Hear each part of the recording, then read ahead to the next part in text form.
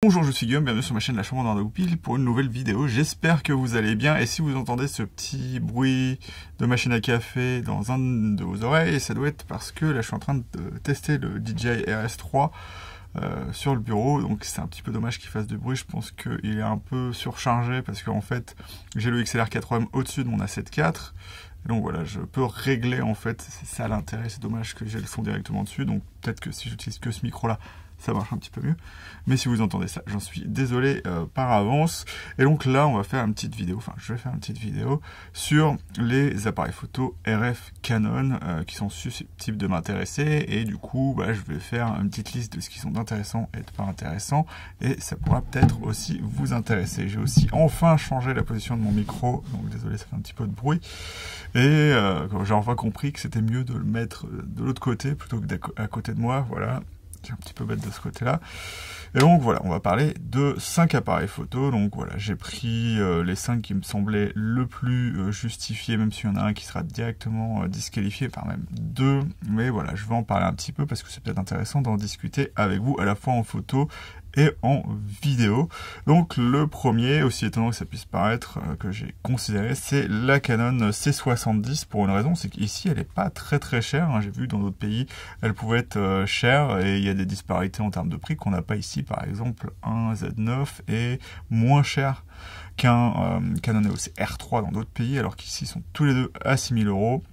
Donc voilà, ici, une C70, c'est à 5 000 €, et contrairement aux autres appareils photo Canon qui sont tous, c'est très dur à obtenir aujourd'hui, et bien la C70, j'en ai déjà vu plusieurs, et elle est qu'à 5 000 €, donc c'était un choix que j'ai dû considérer. Mais le premier problème, c'est qu'elle fait pas de photo, ou elle fait de la photo qu'en 4K, donc vraiment de la 4K pure, hein. C'est pas comme la 7S3 qui a 12 millions de pixels, là on est vraiment sur les 8 et quelques millions de pixels qu'il faut pour faire de la 4K. Donc ce que va avoir d'intéressant la Canon C70, alors j'ai mes notes pour vraiment me repérer là-dessus, c'est ce qu'on appelle le DGO sensor, donc le capteur DGO qui va prendre la lumière dans les sombres et dans les hautes lumières en même temps pour assurer une dynamique bien plus élevée et faire que ça utilise cette caméra utilise le seuil de log 2 d'une très très bonne manière. Alors Canon dit 15 stops plus, oui c'est dans les 15 stops. Le problème de tous les logs Canon, c'est qu'ils vont avoir beaucoup de bruit, donc ramener à un standard agréable, et puis c'est aussi la proportion du bruit qui va faire qu'un log c'est intéressant. Par exemple apparemment le log Fuji 2 a un bruit tellement petit que c'est très très facile de nettoyer son image et d'avoir quelque chose de très agréable avec même plus de dynamique que sur le C-Log 2. Mais si vous n'avez pas de problème avec le bruit, ce sera un des logs qui aura le plus de dynamique dans les 14-15 stops. Donc c'est quelque chose d'intéressant, surtout avec le DGO sensor. La batterie aussi va être très intéressante, puisqu'on a un peu les batteries type NPF Sony, donc en plusieurs types différents chez Canon, et celles-là elles vont vraiment durer beaucoup plus longtemps que ce que vous avez sur vos Canon RF ou R classiques. On a les ND intégrés, donc ça c'est vraiment très très bien, parce que souvent on vous dit en vidéo que un des seuls paramètres qui a changé, c'est l'ouverture, ce qui est vrai. Et donc si vous voulez maintenir une ouverture assez agréable, un des seuls paramètres qu'il faudra régler en plus, ce sera l'intensité de votre ND. Donc en fait, ça vous donnera 2 paramètres, l'ouverture et l'intensité du ND, sachant que souvent, si on peut en angle de vitesse ou en vitesse comme en photo, on va fixer à 2 fois le nombre d'images par seconde, et les ISO, on va essayer de les maintenir le plus bas possible, le plus proche des ISO natifs, et donc voilà. C'est quelque chose qui est intéressant sur la Canon C70. On a un capteur fixe, c'est intéressant si vous faites du film sur des objets mobiles comme des voitures, parce que souvent la stabilisation elle va quand même bouger un peu, même si elle va se recaler, et c'est des choses qu'on ne veut pas forcément lorsqu'on filme. Donc voilà, c'est déjà des fois bien d'avoir le capteur fixe, mais à d'autres moments c'est pas forcément terrible. On a 2 SD, donc c'est beaucoup plus facile à trouver, quoique comparer ça à des CF Express de type B, on peut avoir des fois des disparités, mais c'est beaucoup plus facile de trouver 2 SD que 2 CF Express de type B qui sont pas chers. Après, on peut argumenter sur ça, mais de base, on peut faire beaucoup de choses avec des SD là-dessus qui seront pas forcément chers. On peut choisir des chers et des moins chers, donc c'est un avantage. On a le RAW Light Canon Cinema qui va être très bien optimisé pour faire de la vidéo, ce qui n'est pas le cas avec la plupart des R qui font de la vidéo en RAW, ce qui est un petit peu dommage. Là, on a sur des bitrate qui sont plus faibles, mais faits pour s'accommoder de vos ordinateurs. Donc ce sera un choix, même si c'est un choix plus professionnel en termes de cinéma, c'est un choix qui vous permettra de faire du RAW beaucoup plus facilement sur vos machines de base ou assez bonnes, mais pas forcément assez bonne pour ce type de configuration. Si vous voulez pas par exemple avoir un ordi qui coûte, si vous l'avez pas forcément bien choisi, si vous voulez un ordi portable, pratiquement le prix de votre caméra. On a des mini X et XLR, donc on a tout de suite une interface qui sera beaucoup plus simple, même si on doit le ramener vers du XLR. On aura de l'audio en 24 bits en interne, ce qui est déjà très intéressant. Et ce qui me fait aimer Sony sur leur mirrorless, c'est qu'on a cette option via cet adaptateur XLR, le XLR K3M, qu'on aura aussi sur certains R, mais là c'est directement intégré dans la machine. On a les outils CIMA, Waveform, False Color, fausse couleur, et donc si on sait la fausse couleur, bien évidemment il faut apprendre comment ça sert, la surexposition en rouge ou des choses dans le genre, mais au moins ça vous décrit par des couleurs qui sont pas habituelles assez facilement ce que vous allez avoir en surexposition et en ton moyen. Donc c'est très facile d'un seul coup avec des couleurs vives de pouvoir exposer, et les waveforms bien évidemment ça vous permettra de voir votre clipping point et plein de choses dans le genre, ou exactement dans une forme en vague. Ce sera très bien de ce côté-là. Après, bien évidemment, il n'y a pas que des qualités. Et dans cette vidéo, les notes, j'ai des points qui sont en qualité, qui sont aussi en défaut. Capteur fixe, bien évidemment. Si vous voulez faire de l'animalier avec la C70, déjà, vous n'avez pas de viseur. Donc, ça vous oblige à être derrière l'écran, ce qui n'est pas forcément facile. Hein. Si beaucoup d'entre vous maintenant disent « Ouais, j'ai pas besoin de viseur ». Vous avez besoin d'un viseur en animalier parce que, comme la stabilisation, ça augmente vos chances d'avoir une prise de vue qui est très stable. En fait, si vous bloquez la caméra contre votre tête, elle aura moins de chances de bouger et vous avez une visée directe qui est beaucoup plus facile qu'en tenant votre appareil photo à bout de bras, c'est prouvé.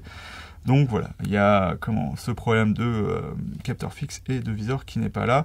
C'est du Super 35, donc c'est intéressant d'un côté, mais ça supporte pas très bien les hauts ISO, surtout le capteur DGO. Le capteur DGO il va avoir d'autres problèmes, mais voilà, je ne veux pas en parler ici. Comme je vous l'ai dit, pas de photo. Seulement de la 4K, puisque c'est vraiment limité, donc c'est un petit peu soft pour certains, et d'autres trouveront que le rendu est beaucoup plus intéressant pour faire du cinéma. Mais si vous voulez ajouter pas mal de processing, des filtres de diffusion, des choses dans le genre pour avoir une lumière un peu plus tamisée, ça va augmenter, ça va faire en sorte que l'image sera beaucoup moins nette. Après, il y en a qui aiment ça, et j'ai pas de problème avec ça non plus.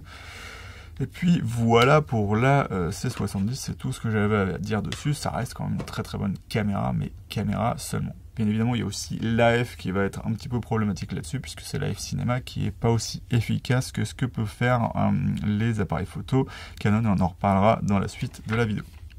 Un appareil photo, le numéro 2 qui est disqualifié d'office. Alors, je l'ai mis dans la liste parce que pour vous, ça peut rester un très bon choix. C'est le R5 avec son nouveau firmware qui va lui permettre d'enregistrer beaucoup plus longtemps. Par contre, j'ai des soucis avec le fait de faire ça.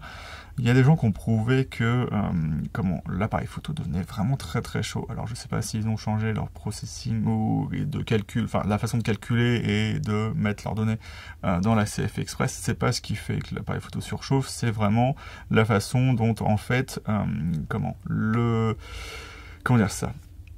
processeur est placé dans une zone assez compliquée, puisque au-dessus, il y a en gros la carte qui va vous permettre de charger. Donc si vous voulez enregistrer longtemps, il va vous falloir charger en USB-C directement l'appareil, sauf que cette carte qui permet d'adapter la charge, elle est directement au-dessus du processeur, et ce qui va servir à faire en sorte qu'il n'y ait pas forcément de surchauffe comme les paddings. Il n'y a pas de pattes anti-surchauffe, il y a juste deux petits pads collants qui sont pas forcément les meilleurs du monde, et en fait ça concentre la chaleur à l'endroit de sa plaque en métal qui n'a pas de quoi diffuser la chaleur, surtout que le dos est en plastique. Donc voilà, c'est pas forcément une bonne idée, mais voilà, c'est quelque chose qui rend le R5 beaucoup plus utilisable en vidéo, mais c'est surtout qu'il n'a pas de quoi utiliser deux XLR ou du coup avoir de l'audio digital, donc avec beaucoup moins de bruit, et donc c'est ce qui le disqualifie pour moi.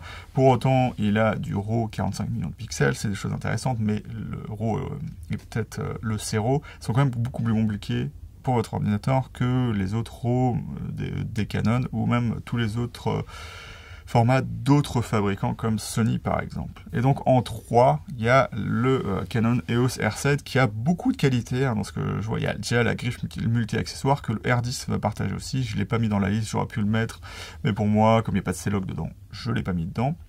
32,5 millions de pixels, c'est quand même vachement intéressant en termes de photos, même si c'est un APS-C. Ça vous permet déjà en animalier d'avoir le crop 1,6 spécifique à Canon. Il y a toujours cette petite bataille entre Canon et Sony avec ça, et Sony en même temps, Sony Nikon, puisque c'est eux qui ont fait les capteurs DX, donc d'où a émergé l'APS-C. On a un autofocus qui est proche du R3. Je veux bien le signaler parce que, dans les défauts, je crois que j'ai mis que l'AF n'était pas très sensible. Donc voilà. Il n'y a pas tout ce que fait le R3, il me semble. Donc j'ai pas l'appareil photo, donc je pourrais pas vous dire, mais la sensibilité de l'AF fait que le R3 sera quand même bien meilleur, donc c'est pour ça que j'ai dit autofocus proche du R3. C'est pas l'autofocus du R3 quand même, mais il y a quand même le même algorithme, et c'est assez intéressant. On a le niveau automatique sur le capteur qui est stabilisé, donc quand vous faites une vidéo, vous n'êtes pas obligé, comme moi, par exemple, d'utiliser une gimbal pour vous stabiliser. Il faudrait que je vois du coup le niveau de bruit, parce que c'est ça qui est intéressant, c'est que je peux contrôler mon cadrage de loin avec ça. Mais ce que fait le Canon EOS R7 bien, c'est de pouvoir stabiliser directement votre cadrage via ce niveau automatique. On a le PSAM en vidéo. Pourquoi je dis ça? Parce que le R6 que j'ai abandonné, c'est ça ma question, c'est quel Canon je vais prendre à la place du R6. Et bien, on n'a pas ces modes PSAM, donc voilà, c'est quand même assez intéressant. On peut avoir le mode priorité vitesse qui est le meilleur, puisque c'est celui où ce sera l'ouverture qui est en automatique, donc le mode le plus intéressant à utiliser. Si vous voulez en plus mettre les ISO automatiques, vous pouvez le faire avec ça. On a 30 images par seconde et 15 en mécanique, donc c'était en électronique, donc on a certains défauts qu'on va voir juste après, mais on a quand même cette capacité-là. On a aussi 15 images, ce que ne font aucun appareil photo Canon, même le R3 ne fait pas 15 images de seconde en obturateur mécanique. Puis voilà, c'est quand même quelque chose d'assez intéressant. Avec l'AF à peu près du R3, ça donne un appareil photo qui est quand même très très bon. On a le crop 1.6, comme je l'ai dit, qui est très intéressant en animalier. Les deux ports UHS 2, voilà, comme je vous l'ai dit sur la C70, ça vous permet d'acheter des cartes moins chères si vous n'avez pas l'argent et d'évoluer avec le temps, même si avec cet appareil photo, vous aurez besoin des V90. Et peut-être plus que des V90, et regardez bien dans les spécifications constructeurs, par exemple la Angelbird que j'ai ici, hop, celle-là, vous permet de faire, je sais pas si je vais faire l'autofocus dessus, voilà, une base de 260 MO par seconde, ce qui est assez intéressant. On a l'équivalent du Pro Capture, donc on a des photos qui sont bufferisées par l'appareil photo, je crois 0,5 secondes avant la prise de vue. Et si vous n'avez pas le réflexe, et bien quand vous prenez votre oiseau qui décolle, vous l'avez déjà dans sa phase de décollage parce que vous avez pris 0,5 secondes avant. Donc c'est vraiment très très cool de ce côté-là. On a deux choix de 4K, on a la 4K oversamplée 7K, donc comme on a sur un Sony A7 IV par exemple. Mais si on a peur de la surchauffe, on peut passer sur un mode normal moins bon. Voilà, et le 60p sera sur ce mode-là. On n'a pas de mode fine sur le 60p, et on a moins de surchauffe que sur le R6 et sur le R5. Et de mon point de vue, le logiciel, ce qui vous montre la surchauffe dans l'appareil photo est beaucoup mieux. On a une barre qui se remplit et qui se vide quand vous arrêtez d'utiliser l'appareil photo, donc ça vous donne un repère réel de ce que vous avez à faire ou de ce que vous pouvez pas faire, et donc c'est quelque chose d'intéressant. Vous n'êtes peut-être pas là en mode est-ce que je peux enregistrer, est-ce que je peux pas, est-ce que je suis dans un environnement trop chaud. Là vous le savez directement avec le R7. Et donc ça va être tout avec les qualités de ce Canon EOS R7. Donc en qualité, mais aussi en défaut, le crop APS-C, c'est un défaut pour le grand angle. C'est ça mon gros problème avec les Fuji, c'est que les grands angles, c'est très très compliqué pour ce type d'appareil photo, et les optiques que vous allez utiliser dessus, même en APS-C, seront typiquement beaucoup plus mauvaise que les contreparties full frame. Et si vous voulez faire du grand angle, c'est en termes de budget, c'est bien mieux d'utiliser du plein format que de l'APS-C. Donc voilà, c'est un défaut. Le viseur de 2,36 millions de pixels, alors tout le monde dira mais non, mais il n'y a pas de problème avec ça. Ça reste moins bon que ce que fait le R6, et le R6, je le trouvais des fois limite à des endroits. Il est très très bon, il n'y a pas de problème, on voit un petit peu la pixelisation à l'intérieur. Mais dans l'expérience, peut-être que ce viseur est assez bon parce que j'ai trouvé qu'il n'y avait pas vraiment de différence avec le R5 pour le R6. Et donc ce sera peut-être plus les détails fins que vous verrez plus, et c'est avec le temps que vous vous rendrez compte que c'est un petit problème, mais bon, voilà. Si l'expérience est bonne, bon, je vois pas forcément le problème de ce côté-là, c'est quand même plus petit que les autres viseurs Canon, donc c'est pour ça que je le pointe dans les défauts. L'AF qui n'est pas très sensible, donc voilà, ça peut être des défauts, sachant que le R5 et le R6 ont des petits problèmes en basse lumière, en très très basse lumière, et donc voilà, cet appareil photo ne fera pas mieux. On a le rolling shutter qui est à la fois présent en photo et en vidéo, et ce qui est assez marrant, c'est qu'il est très présent en photo, puisque c'est un 32 millions de pixels, mais c'est de l'APS-C, donc voilà, c'est un peu à relativiser, mais en vidéo, c'est important, mais c'est moins important, par exemple, que le Canon EOS R6, et j'avais mis, on n'a pas 3 molettes, et je rajouterais que, pour moi, donc je ne l'ai pas utilisé l'appareil photo, donc c'est à mettre avec des guillemets, mais je pense que mettre une molette autour du joystick, ça peut des fois faire en sorte que vous allez changer quelque chose, peut-être la compensation d'exposition, ou ce que vous avez mis en manuel dessus, donc ça peut poser des petits problèmes, et c'est tout ce que je vais avoir à dire sur le Canon EOS R7. Donc comme vous voyez, c'est un très très bon appareil photo. On va passer maintenant au 4, qui est le Canon EOS R5, donc décrit comme le vrai mirrorless, le vrai appareil photo hybride pur, où on peut passer de la photo à la vidéo très facilement. Bon, moi je dirais que dans la gamme Canon, c'est pas forcément le meilleur hybride, mais c'est celui qui a le plus de capacité en qualité d'image pure, en photo et en vidéo, en termes de définition, on va dire ça comme ça. Donc on a un R5 en photo, donc c'est 45 millions de pixels, donc c'est très intéressant, et une caméra vidéo avec les menus vidéo Canon, donc voilà, on a un peu du professionnel de chaque côté, ce qui va intéresser certaines personnes. On a la griffe multi-accessoires, voilà, qui me plaît. Et donc on va voir ce que je vais choisir après. On a du 8K full frame, 4K Super 35 et du 2,7K je crois en Super 16. Donc voilà, c'est un très très bon argument. Vous pouvez aller très très loin dans le crop et avoir encore vraiment beaucoup de qualité sur cet appareil photo. Et ce que je veux dire, c'est que c'est de la qualité qui est samplée en réel. Donc en fait, c'est de la très très bonne qualité. Ce sera même de la meilleure qualité que du 1080 par exemple en plein format. Pour le Super 16. Une meilleure dynamique en C-Log 3 que tout ce qui existe chez Canon, même le Canon EOS R3, même s'il a évolué, lui il est encore un petit peu meilleur. En RAW, on a la possibilité de faire du C-Log 2, ce que ne peut pas faire le R3, même si vous avez la capacité de conversion dans un logiciel, c'est pas pour ça que vous allez obtenir du C-Log 2. Il faut vraiment voir en fait ce que vous avez comment ce qui vous permet de décrire la dynamique pour vraiment voir si c'est du C-Log 2. Mais le R5C fait du C-Log 2, donc ça peut être un petit peu un problème si vous avez un workflow à la fois RAW et vidéo standard, on va dire ça comme ça, et que vous voulez normaliser les deux, mais en ayant la meilleure dynamique, c'est un petit peu compliqué puisque vous avez C-Log 2 d'un côté, C-Log 3 de l'autre.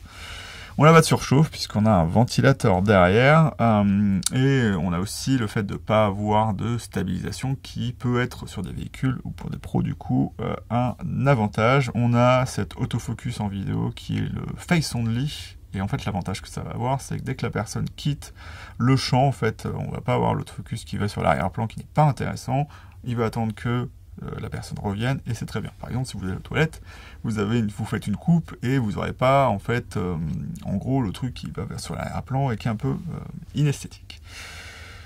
On a la possibilité d'avoir les angles d'obturation. Alors, je ne vais pas rentrer dans tous les détails de ce que peut faire la caméra en termes de cinéma, mais il y a plein de trucs assez intéressants. On a aussi les modes ISO natifs seulement. Donc, en fait, vous pouvez sélectionner les ISO, mais que sur leur mode natif, puisque les pros vont vous dire souvent qu'il faut rester sur un seul ISO, et c'est le plus intéressant. Et voilà.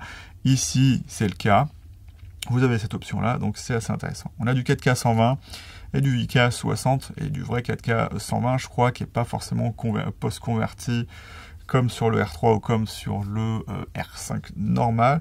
Et on a la possibilité d'avoir le XF AVC qui va être un format 10 bits 422 qui va être comment dire ça, beaucoup plus facile à utiliser avec les logiciels de montage, un peu l'équivalent des codecs qu'on aura chez Sony et qui sont beaucoup plus friendly avec vos ordinateurs.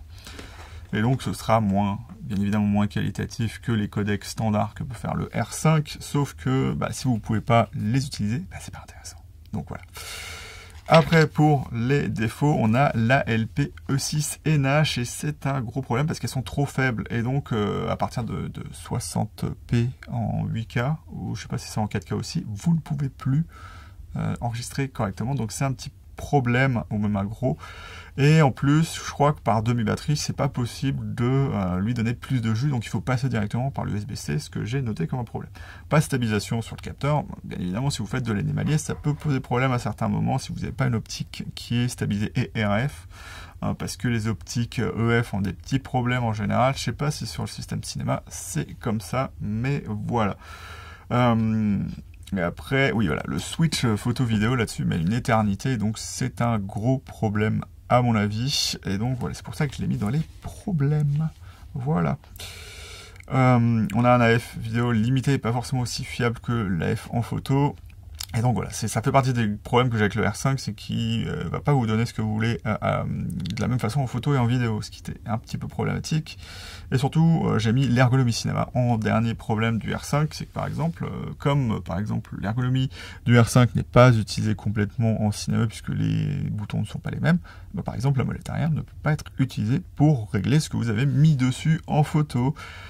Et donc c'est un petit problème pour moi sur ce R5C. Il en reste une vraiment très très bonne caméra pour faire de la vidéo et un très bon appareil photo, mais c'est comme si on avait collé les deux ensemble, comme si on avait l'un sur l'autre et qu'ils n'arrivaient pas à communiquer correctement ensemble. C'est un petit problème pour moi, mais ça reste pour moi de la gamme, l'appareil photo le plus puissant en termes de qualité d'image pure. Voilà.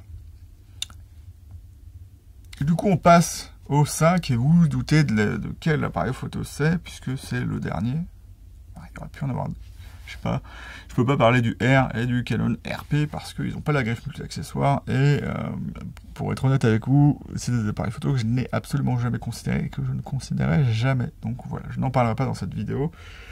Et donc le dernier, c'est le Canon EOS R3, le flagship, pas vraiment flagship, parce qu'il coûte moins cher que le 1DX Mark III, qu'il est considéré par Canon comme moins bon, mais qu'il a moins de rolling shutter, qu'il a un meilleur RAW, qu'il a une meilleure dynamique, qu'il a une meilleure rafale en électronique, qu'il a un meilleur autofocus, qu'il a une plus haute définition. Voilà, donc c'est moins bon, mais meilleur au final. Voilà, c'est. D'ailleurs, je peux rajouter un défaut dessus. Hop, et on va passer tout de suite dessus. Donc, alors le Canon EOS R3, bien évidemment, c'est le premier à avoir inauguré la griffe multi-accessoires, et en plus, lui, il a son petit accessoire qui permet de rendre l'appareil photo totalement étanche. C'est c'est une question que je me pose sur le Canon EOS R5C, c'est qu'il a une protection, mais pas la même, pas une protection caoutchouc, donc je ne sais pas s'il est moins, protégé, tropicalisé du coup, voilà, j'ai trouvé le mot. Mais voilà, on a cet accessoire. Si vous avez un R5C et que vous voulez l'utiliser vraiment dans des situations un peu plus compliquées, je pense qu'il faudra essayer de vous trouver cet accessoire du Canon EOS R3. Voilà, c'est un conseil. J'ai mis en deux l'AF photo et vidéo. Et voilà, un problème que j'ai avec le R5C qui n'est pas là avec le R3. Donc il aura peut-être ses petits problèmes en photo et en vidéo, mais au moins l'AF est constant. Alors, il faudrait vérifier ça, puisque comme je vous l'ai déjà dit, Canon fait l'AF à ouverture réelle en vidéo, puisqu'il est obligé, mais en photo, il le fait en en ouverture maximale, mais apparemment, et c'est encore à mettre avec des guillemets, il aura une option de faire la prévisualisation pendant la prise de vue. Donc voilà. Il faudra voir ce que ça donne. Est-ce que c'est que lorsque vous êtes en AFS ou en one-shot chez Canon, ou si c'est possible en cerveau. Mais voilà, on a quand même un fonctionnement qui est égal dans le sens où vous aurez l'autofocus sur les véhicules, les animaux et les êtres humains, de la même façon, les mêmes modes de zone, tout ça, donc voilà, ça sera quelque chose d'intéressant, et vous n'êtes pas perturbé dans le passage de la photo à la vidéo, puisque vous avez un contrôle qui est équivalent, même si vous avez les paradigmes de chaque qui seront respectés, bien évidemment. Voilà, hein, la photo n'est pas de la vidéo, mais c'est le plus semblable possible, et donc pour moi c'est la meilleure façon de faire fonctionner un appareil photo, donc c'est quelque chose d'intéressant. On a la LPE19 qui fera de cet appareil photo l'appareil photo le plus facile, comment dire ça, à utiliser en termes de durée, hein, même si c'est pas apparemment aussi bon que ce que peut faire un Nikon Z9 avec sa batterie Nikon. On a quand même beaucoup plus d'autonomie et la possibilité d'avoir un petit peu plus de puissance dans des objectifs téléobjectifs spécialement conçus pour être utilisés avec un petit peu plus de patate. On a la 6 carreaux en C-Log 3 avec une dynamique qui est, voilà, c'est 2 points en même temps, qui est plutôt bonne, donc dans les 12,8, 12,9. Donc voilà, c'est plutôt pas mal de ce côté-là. C'est ce que donne en gros, enfin maximum, hein, c'est ce que donne un Sony avec de la réduction de bruit. Donc c'est bien pour Canon, c'est pas forcément bien si vous essayez de retoucher le bruit. Mais c'est quand même, après le R5C, ce qu'on a de mieux chez Canon, donc c'est quelque chose à considérer. On vient en photo avec les 30 images par seconde, ça reste vraiment quelque chose de très très bien, et l'avantage qu'a Canon sur les autres fabricants, c'est que, bon après ça peut être ajouté par les autres fabricants, hein, je ne dis pas le contraire, c'est que dans le menu de lecture, on a la possibilité de supprimer la rafale. Donc si vous, alliez ça avec une bonne utilisation de la protection de vos photos, eh ben, vous avez l'outil ultime pour pouvoir faire le maximum de photos et avoir le maximum de photos que vous gardez, les sélectionner directement si vous n'avez pas beaucoup de place, et après continuer le shooting plutôt que d'aller sur Lightroom, et parce que vous pouvez faire ça sur Lightroom, enlever les photos dont vous ne voulez pas, et ça vous prend une journée entière, hein, à 30 images par seconde, non, ça vous prendra 2 ou 3 jours, parce que moi déjà 10 images par seconde avec le A7 IV, c'est un enfer. Là vous pouvez le faire directement, on sélectionne 2 ou 3 et passer à la suivante, et c'est fini. Pas de blackout, alors on fait tout un patafouin avec le blackout, c'est pas le problème. Le blackout, on l'a sur le RDX Mark III à 16 images par seconde, sauf qu'on a une visée toujours en direct. Donc en fait, on a beau avoir le voile noir, on peut quand même suivre sa cible et c'est prédictible. Et donc l'autofocus marche mieux puisque vous marchez mieux. Et lorsque vous devez faire du filet ou de la photo qui demande un assez faible vitesse ou même des oiseaux, et ben c'est beaucoup plus simple de suivre sa cible, et c'est là où ce sera souvent un problème avec d'autres appareils photo, comme par exemple la 7 IV qui me pose des fois des problèmes avec ça, puisqu'on a une prévisualisation de la photo jusqu'à avoir la prochaine, ce qui vous empêche de suivre ce que vous voulez, et donc c'est le fait d'avoir de plus en plus d'images par seconde qui fait que vous suivez correctement. Ici on a une visée en direct, et ce qui est bien meilleur que d'autres appareils photo, c'est pas le blackout le problème, c'est d'avoir la possibilité de visualiser en direct votre image, et là c'est le cas et c'est assez intéressant. On a du vrai 24p, alors c'est intéressant, et à la fois si vous utilisez d'autres hybrides, ce sera pas intéressant puisque eux sera toujours en 29, je sais plus combien, 974 me semble-t-il, puisqu'il y a eu une virgule différente à chaque sa vitesse, donc c'est assez compliqué. On a une qualité vidéo qui sera similaire de la 24 à la 60p, donc c'est quelque chose d'assez intéressant. Vous ne perdez pas en qualité en allant vers des qualités des vitesses plus hautes, et après ce sera quand même plus compliqué puisque pour avoir cette même qualité, vous avez un bitrate qui augmente, donc c'est pas forcément le plus simple. On a le switch photo-vidéo qui manque à n'importe quel hybride jusque-là chez Canon. C'est en fait, moi j'ai eu la première fois sur mon 7D. Je l'ai très peu utilisé en vidéo, mais c'était magique. Vous passiez de la photo à la vidéo super tranquillement. Et donc ce switch est revenu sur le R3, et donc ça c'est génial. On a la possibilité, par exemple, comme sur tous les hybrides, d'enregistrer directement en photo de la vidéo. Le problème que j'ai, c'est que sur le A7 IV, ça enregistre avec les paramètres photo, ce qui est pas bien, puisqu'il faudrait être en 1/50e de seconde, vous prenez jamais des photos en 1/50e de seconde, ce que fait le R3, que fait aussi le R5, il y a des choses que je dirais ici en qualité et en même en défaut, qui sont aussi les qualités et des défauts d'autres appareils photo Canon. Et bien ici, lorsqu'on enregistre de la vidéo, ça prend en compte le paramètre C3, donc c'est assez génial, et donc c'est cool. Voilà. C'est le C3 vidéo, hein, pas le C3 photo. Donc voilà, c'est quelque chose d'assez cool. On a le Smart Controller aussi, donc le petit joystick infrarouge. Et en fait, l'avantage que ça va avoir, c'est qu'il est sensible juste au mouvement qu'on fait sur la partie sensible. Et du coup, ça marche avec n'importe quoi. Vous ayez, vous soyez Chewbacca avec de la fourrure sur vos mains, que vous ayez des gants, donc vous ayez vos propres doigts, et ben ça marche. Donc c'est quelque chose d'assez intéressant. Il y en a certains d'entre vous qui ne trouveront pas ça intéressant et qui l'enlèveront, mais voilà, c'est assez cool. Je crois que j'ai pas mis l'Eye Autofocus parce que c'est quelque chose qui marche ou qui marche pas, donc voilà, j'ai pas envie de le mettre dans des qualités de l'appareil photo, sachant que je ne l'ai pas, l'appareil photo. Les hauts ISO, selon DxOMark, alors c'est toujours à prendre avec des pincettes, DxOMark, parce que voilà, et donc pour eux c'est le meilleur capteur à haut ISO, et leur capteur est plutôt très très bien noté pour un Canon, et c'est ça le problème, c'est que je ne comprends pas leur notation.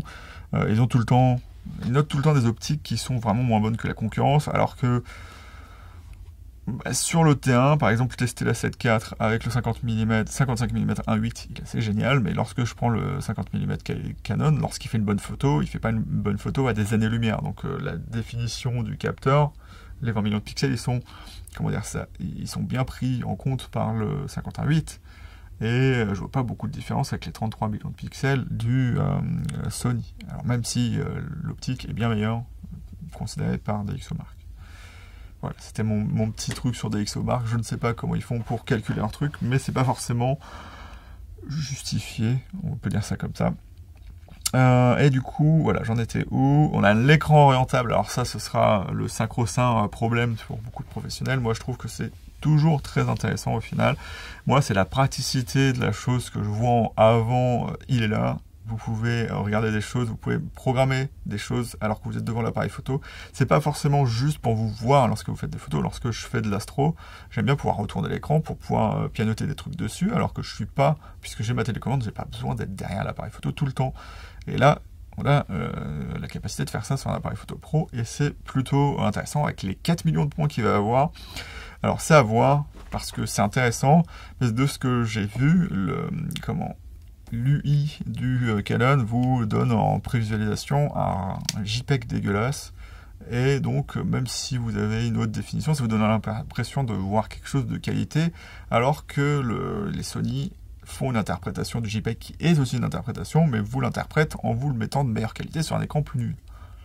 Voilà. Donc voilà, c'est un petit peu mon problème entre les deux. Quel choix est le mieux? D'avoir une bonne définition avec une prévisualisation naze, d'avoir une bonne visualisation avec un écran pas forcément terrible.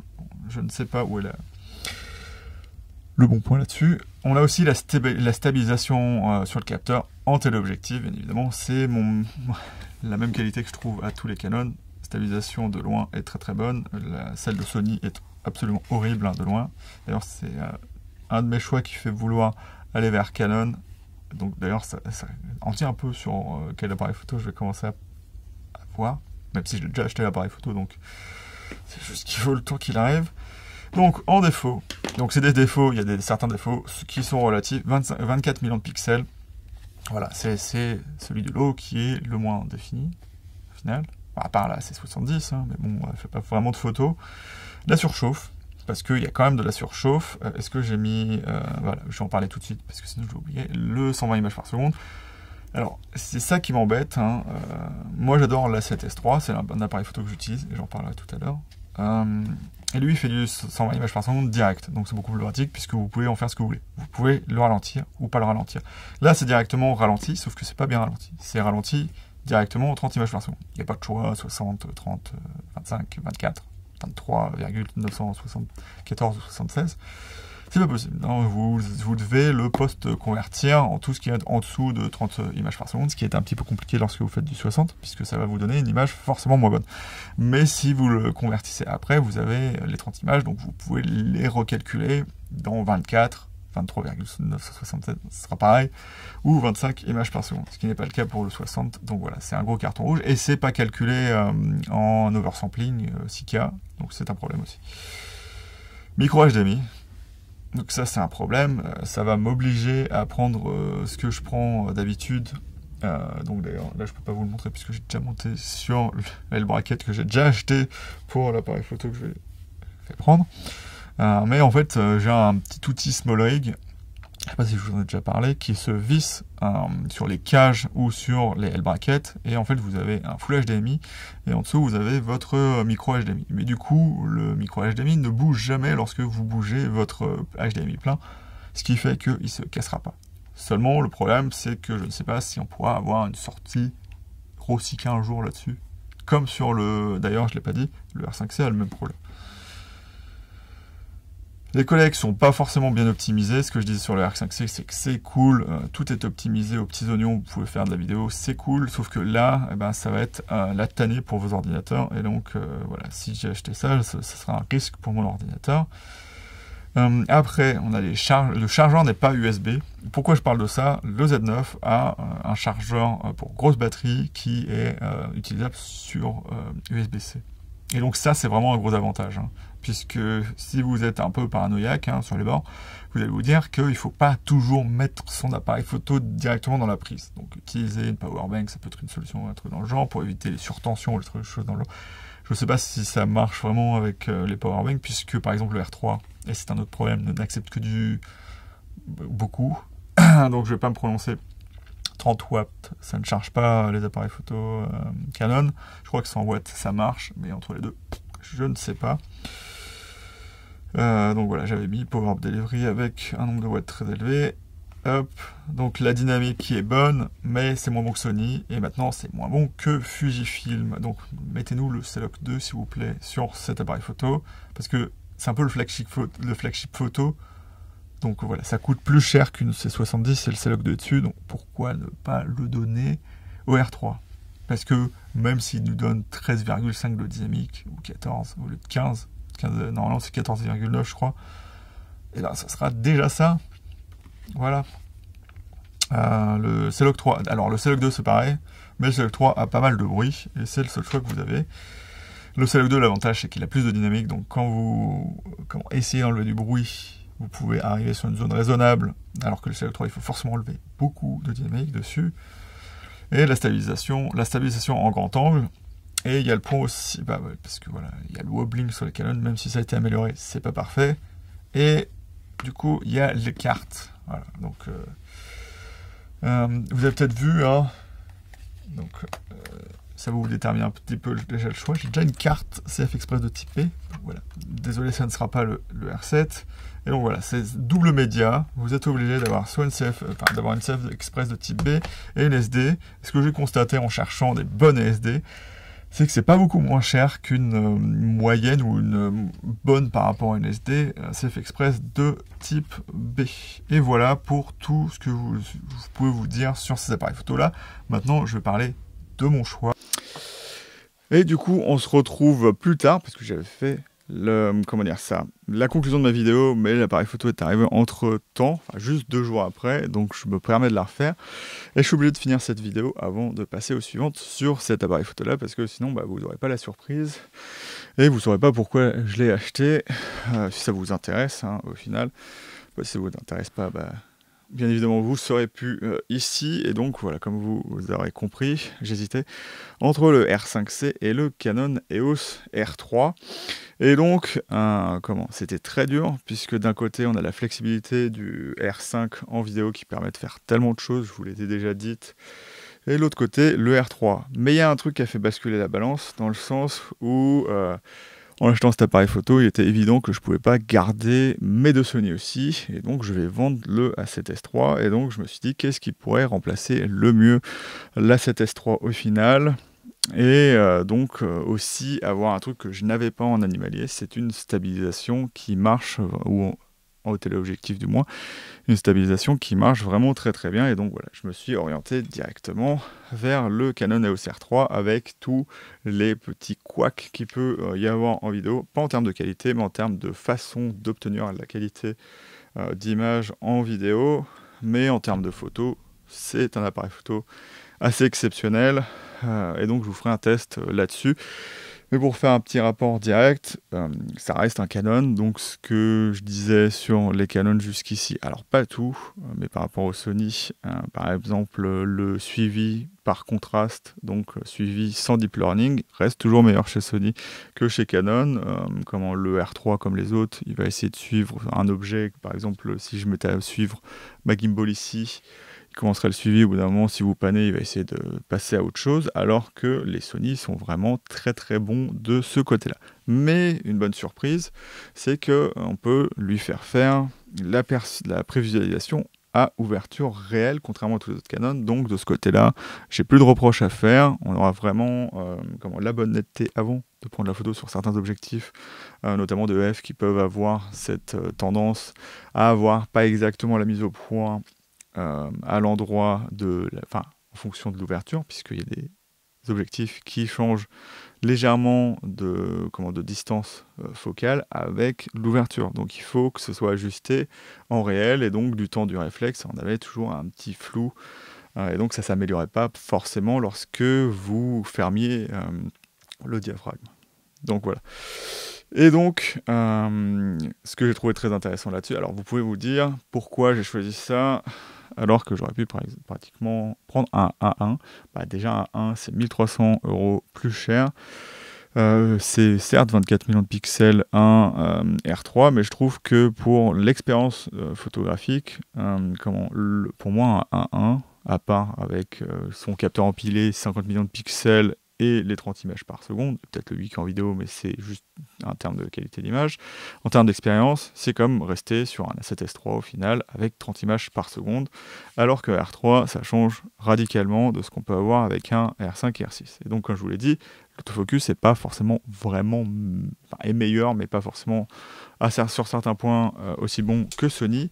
Mais l'avantage qui est là-dessus, c'est que il y a plein de choses que je trouvais gadgets, peut-être comme le eye control, mais tout ça, toute la façon de pouvoir utiliser tout le système autofocus, même si des fois, en suivi, ça marche plus ou moins bien, ça fait que l'appareil photo est beaucoup plus intuitif. Et ce que je me suis retrouvé à faire, par exemple, pour parler d'un exemple, c'est faire du suivi d'abeilles. Donc, il ne le reconnaît pas dans le deep learning, donc c'est très dur de faire du suivi d'abeilles, à part si elles sont en mouvement, mais comme souvent, sait-on surtout, les couleurs se dégagent pas forcément assez, des fois, il ne veut pas forcément suivre l'insecte.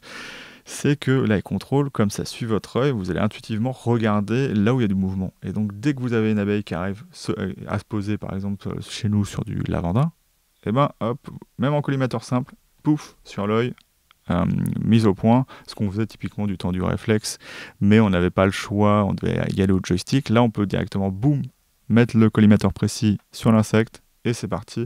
Et donc, ça marche pratiquement aussi bien que du suivi, et vous pouvez, avec l'appui d'un bouton, rajouter le suivi, donc suivre l'insecte, même si vous avez initialisé en collimateur, ça précis. Et donc c'est ça qui est très agréable avec le R3. Et si vous avez des problèmes avec l'eye control, vous pouvez programmer un bouton pour faire l'autofocus avec l'eye control et un bouton pour faire l'autofocus avec le bouton iPhone standard et avec le stick infrarouge, le contrôleur intelligent. Et donc voilà, ça marche vraiment super bien. Et c'était ça, c'est vraiment trouver un appareil photo qui ferait refaire plus de photos que de vidéos, puisque pour YouTube et j'adore faire de la vidéo, mais pour moi, mes deux pratiques se nourrissent, et je trouve que j'allais beaucoup trop maintenant dans la vidéo, et donc ça me permettra aussi de tester les objectifs et d'avoir tout un segment beaucoup plus photo que vidéo, alors que je me retrouvais beaucoup plus à faire de la vidéo. Et donc vous allez devoir vous attendre bien évidemment à un test du R3. Et donc vite fait aussi un truc très intéressant. Donc tous les codecs vidéo sont très bien. Après, c'est pas très cohérent avec les machines qu'on a aujourd'hui, donc le RAW, c'est très difficile à utiliser. Je vous ferai une vidéo aussi là-dessus pour voir quelle solution vous pourrez avoir avec. C'est pas forcément la solution la plus pratique, mais là où j'étais étonné, c'est que moi je sépare mes fichiers photo et vidéo. Et là où j'avais un problème, c'est qu'on a une CF Express de type B et une SD. Et donc je me suis dit, ça va peut-être ralentir la rafale en photo si j'utilise ma SD à la place de la CF Express de type B. Et donc de base, il va configurer la carte 1, donc la CF Express de type B, comme étant la plus rapide, donc celle capable de faire de RAW, donc celle qui sert en vidéo. Donc je me suis dit, ok, mais qu'est-ce que ça va donner avec la SD? Donc je me suis permis de prendre la SD qui est la plus rapide. Donc peut-être qu'il y en a d'autres, mais de ce que je sais, c'est la plus rapide. Là, Angelbird avait Pro SD, donc celle-là c'est la 128 Go que j'ai acheté en V90, mais elle fait 260 MO secondes. Et donc là où la performance est assez géniale, donc je vais peut-être vous mettre la vidéo là-dessus. Donc déjà ce qui est bien, c'est que en termes de cohérence, 30 images par seconde, mais on peut supprimer la rafale entièrement, donc on protège des photos et on supprime le reste de la rafale, donc ça c'est assez génial. Mais avec cette SD, les 30 images par seconde, je peux les tenir 10 à 11 secondes. Donc c'est 300 à 340 images à la suite. Donc voilà, déjà ça montre la vitesse auquel va le Canon EOS R3, mais juste avec une SD, je fais 11 secondes. Et donc voilà, je doute que vous restiez 11 secondes sur votre déclencheur. C'est en partie dû au fait que, c'est toute une partie de la puissance est juste due au buffer, donc du processeur, de l'appareil photo qui est le même que sur le R5, le R6 et le R7. Mais ce qu'il ne faut pas oublier, c'est que le capteur aussi a de la mémoire intégrée pour pouvoir avoir ce rolling shutter très faible. Et donc ça fait qu'il y a une puissance de calcul beaucoup plus élevée dans le R3. Et donc typiquement, ce que vous ne pouviez pas faire en même temps sur le R6 et le R7 et le... Enfin, je ne sais pas sur le R7, mais sur le R5 et le R6, vous pouvez le faire ici. Donc zoomer, faire la F dans n'importe quel mode. Tout est disponible en même temps et c'est ça qui fait vraiment plaisir avec cet appareil photo là. Et donc pour les détails, vous devrez voir ma vidéo de test sur l'appareil photo et je ferai bien évidemment des tutos. Il y a déjà un tuto qui est dans la boîte là-dedans que je dois finaliser, donc qui sortira après cette vidéo. Et donc voilà, je suis très content de l'appareil photo et donc je vous dis salut et à bientôt dans la chambre noire de Goupil. Bien évidemment, si vous avez des questions qui sont intéressantes, pas juste me dire pourquoi t'as pris un R3 ou des trucs un peu vilains, on ne sait jamais, et bien je répondrai à vos questions, donc je répondrai de toute façon même si c'est pas forcément sympa, avec une répartie, j'espère, qui vous plaira ou qui ne vous plaira pas, mais voilà, je vais vous laisser là-dessus. Je suis très content de l'appareil photo et voilà, j'espère que ça vous plaira d'avoir du contenu sur cet appareil photo là, et je ferai du coup tous les tests des objectifs que j'ai et que j'aurai avec cet appareil photo là, et du moins ça vous permettra de savoir ce que ça peut donner en termes d'autofocus, puisque c'est le meilleur appareil photo Canon qui ait jamais existé de ce côté là. Et donc je veux dire salut et à bientôt dans la chambre de Goupil. À bientôt.